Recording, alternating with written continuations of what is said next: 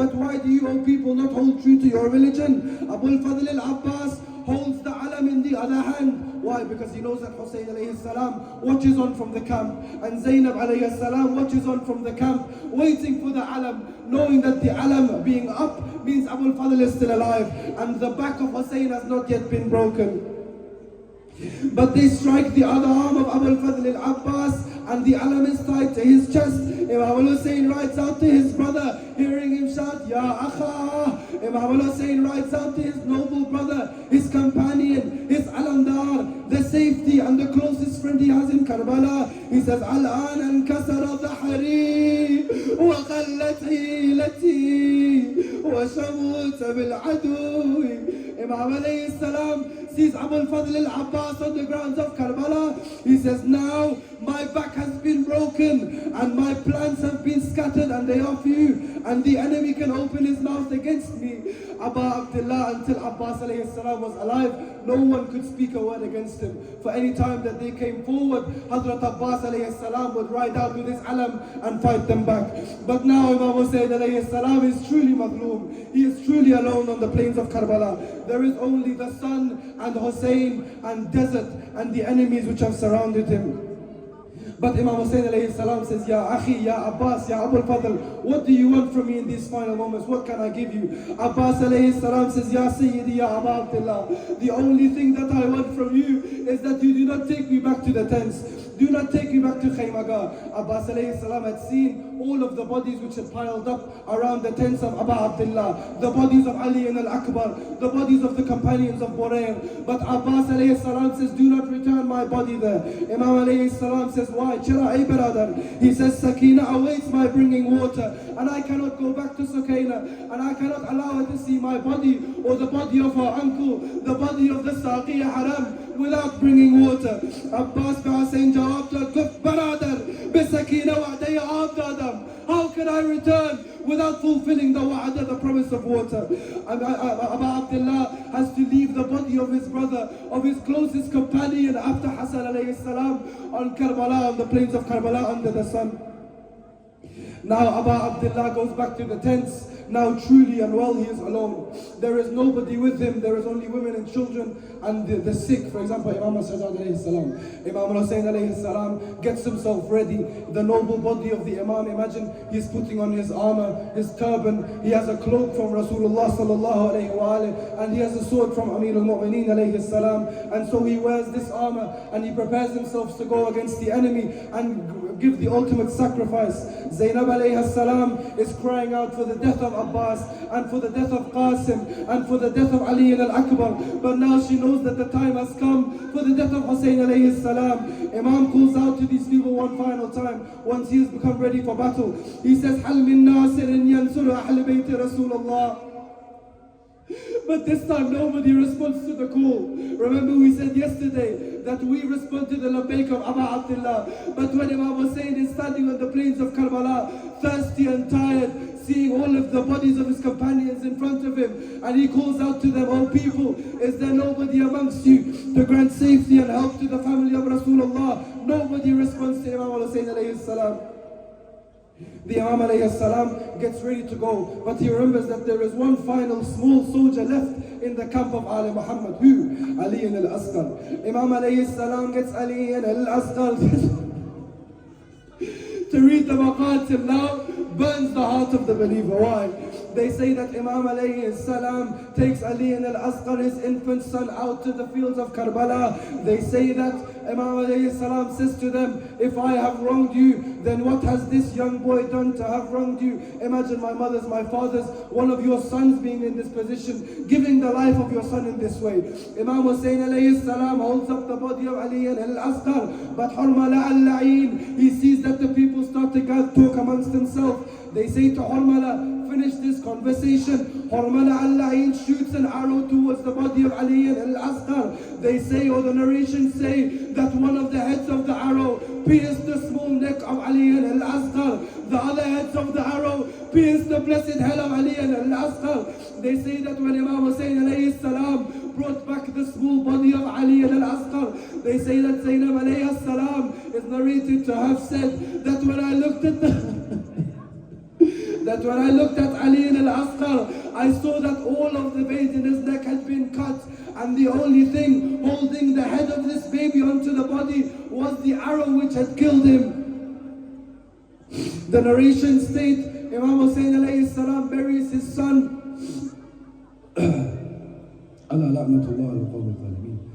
Imam Hussein alayhi salam buries Ali in al-Asqar. Now the Imam is in his final moments. He prepares and he marches out and he says his goodbyes. He marches out to them bearing a cloth from his noble grandfather Rasulullah. He says, Ana al-Husayn ibn Ali, alayta an la anthani. He says to them, O people, I am Husayn ibn Ali, the one who has sworn that I shall not surrender. And so Imam Hussein alayhi salam is prepared to shed his blessed blood. He charges them with the shiddah and the strength that only a son of Amir al-Mu'mineen could bear. He charges against them and he attacks them, and the men in the enemy, they run away from Aba Abdillah. He fights with them. He charges the left and the right. Alternatively, Imam Hussein alayhi salam's mouth is dry with thirst. His throat is struggling. Nevertheless, he fights with them one by one. They start to realize, we cannot defeat this man. Imam Ali Hussein alayhi salam returns to the camps one final time to say goodbye to the women of Ali Muhammad. He's saying goodbye to Zainab. But what do the enemy Al-La'in do? They rain arrows upon Imam Hussein when he is with his women and his children. This is the kind of cowardice and the enmity they held towards Ali Muhammad. Imam Hussein alayhi salam speaks with Zainab alayhi salam. He returns again one more time, and we know this famous saying when Bibi Zainab alayhi salam calls out, Ya ibn al-Zahra mahla al-mahla. Do not hurry to the battlefield, Ya ibn al-Zahra, for I want to see you one final time and be reminded of your blessed face, Ya Aba Abdullah. Imam Hussein alayhi salam rides out on his horse.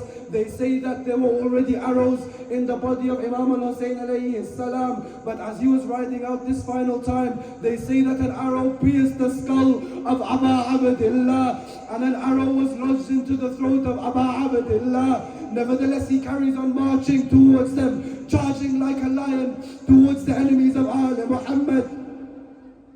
La hawla wa la quwwata illa billah. Imam al-Hussein is charging against them with the arrows in his body. He stops for a moment because the tiredness and the bleeding gets to him. He sits down on the scorching battlefield under the blaring sun of Karbala, all alone. All he can see are enemies surrounding him, tens of thousands of men. One can imagine now, where does Aba Abdullah look? When there is nowhere left, where do we look? We can imagine that Aba Abdullah looks towards Medina. And he says, Ya Jaddi, Ya Rasulullah, look at what your ummah have done to me. Ya Akhi, Ya Hassan, where are you now to help me? Ya Abi, Ya Amir al-Mu'mineen, where are you now?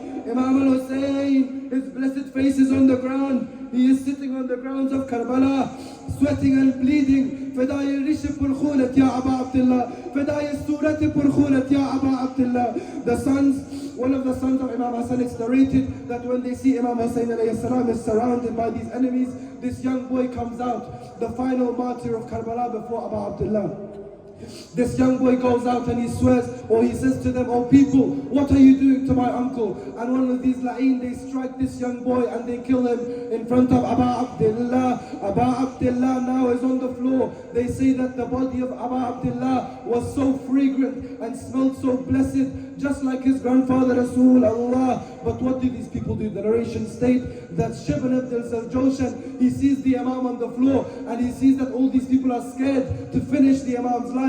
So what does Shibr do? He runs towards the Imam and he kicks the blessed body of Abu Abdullah. He kicks the blessed body of Abu Abdullah. Remember that the Holy Prophet was kissed this Imam and played with this Imam, and he was the most beloved to Rasulullah sallallahu alayhi wa alayhi. And so they hold the blessed beard of Abu Abdullah. The narrations differ. Some say Sinan and some say Shimr. But we know that this man, this la'een, they see that Abu Abdullah is lying on the ground. He is thirsty, he is tired. All of his companions have left him. There is nobody left to save him or defend him from them. He is lying on the ground. One of the enemies, al-la'een, they sit upon the blessed chest of Abu Abdullah. The arrows on his chest are moved out of the way and dislodged. He sits on the chest of Hussein ibn Ali and he holds the blessed beard of Hussein ibn Ali. They say that they cut off the head of Hussein, Qutil al-Hussein, but it is not simply to have struck off his head. They say that when they killed Imam Hussein alayhi salam, they struck him with a dagger. So Shimr or Sinan sat there and sawed the head of Hussein ibn Ali of his blessed body. Ala la'natullahi ala al-qawm al-zalimin. But the masa'ib do not end there. The calamities do not end there. We see that the bodies of Hussein and Abbas are remaining in the battlefield. Other than the enemies, they go towards the tents and they set fire to the tents and they strike the women and the children. But at the same time, what do? They cannot suffice themselves with having beheaded the grandson of Rasulullah. They say to them, "O people, take your horses and sharpen their hooves."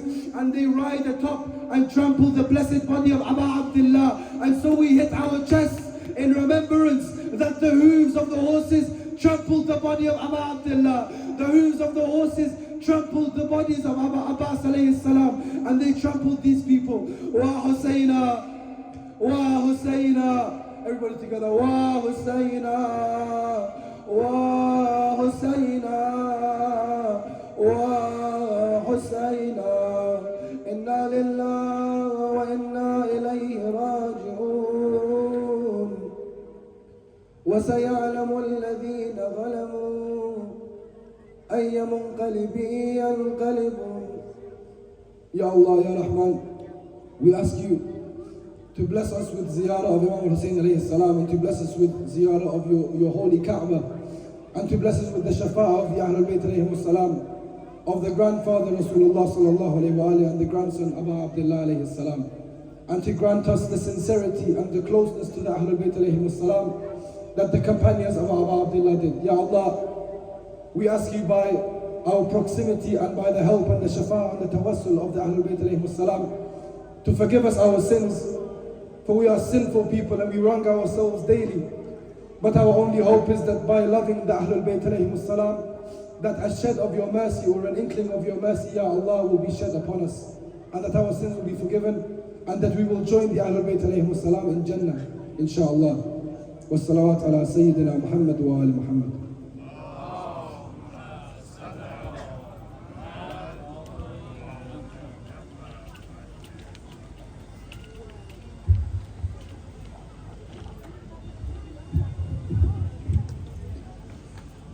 جهان سپاس از برادر بزرگوارمان جناب آقای گوهری که با بیانات و ذکر مصیبتشان مجلس ما را به فیض کامل رسان. خداوند انشاءالله در توفیقاتشان بیفزاید. در محمد و آل محمد صلوات.